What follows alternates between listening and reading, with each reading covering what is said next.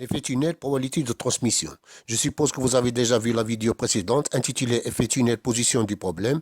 Dans cette vidéo, on va faire un calcul détaillé de la probabilité de transmission d'une particule quantique dans une barrière de potentiel de hauteur supérieure à l'énergie de la particule.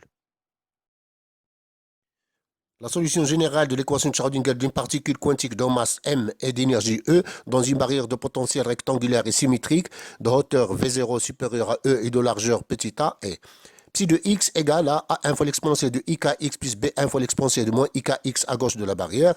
Elle est égale à A2 fois l'exponentielle de QX plus B2 fois l'exponentielle de moins QX à l'intérieur de la barrière de largeur petit a est égale à A3 fois l'exponentielle de IKX à droite de la barrière, avec K égale la racine carrée de 2m E sur H bar et Q égale la racine carrée de 2m facteur de V0 moins E sur H bar. Psi de x est solution de l'équation de Schrödinger, quelles que soient les constantes complexes A1, B1, A2, B2 et A3. Mais la solution physiquement acceptable est celle qui vérifie la condition de continuité de la fonction d'onde et de sa dérivée première pour toutes les valeurs de x.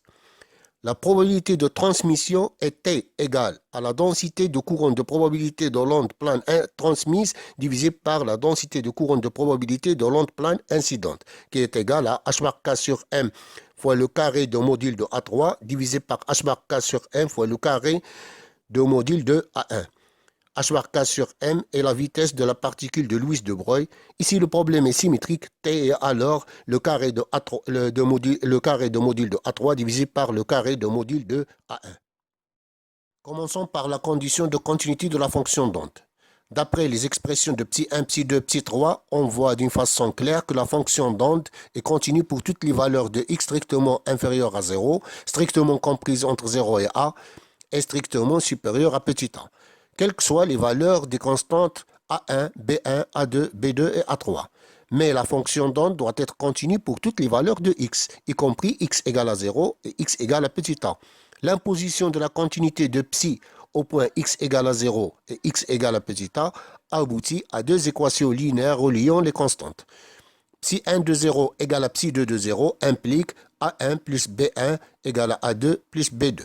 Et psi 2 de petit a égale à psi 3 de petit a et implique A2 fois l'exponentielle de QA plus B2 fois l'exponentielle de moins QA égale à A3 fois l'exponentielle de IKA.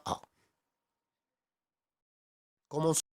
Faisons la même chose pour la dérivée psi'. Elle est égale à psi' 1 dans la région 1, psi' 2 dans la région 2 et psi' 3 dans la région 3. En apposant la continuité de psi' au point x égale à 0 et x égale à a, psi' 1 de 0 égale à psi' 2 de 0 implique IKA1 moins IKB1 égale à QA2 moins QB2.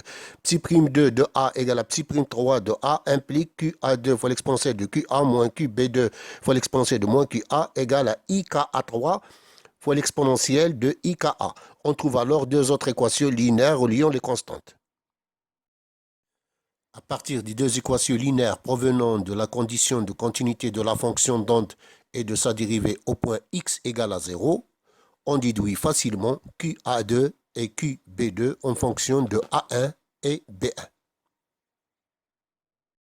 Et à partir des deux équations découlant de la condition de continuité de la fonction d'onde et de sa dérivée au point x égale à a, et aussi des deux expressions de QA2 et de QB2 trouvées précédemment, on arrive facilement à un système de deux équations linéaires en A1 et B1 dont le second membre proportionnel à A3.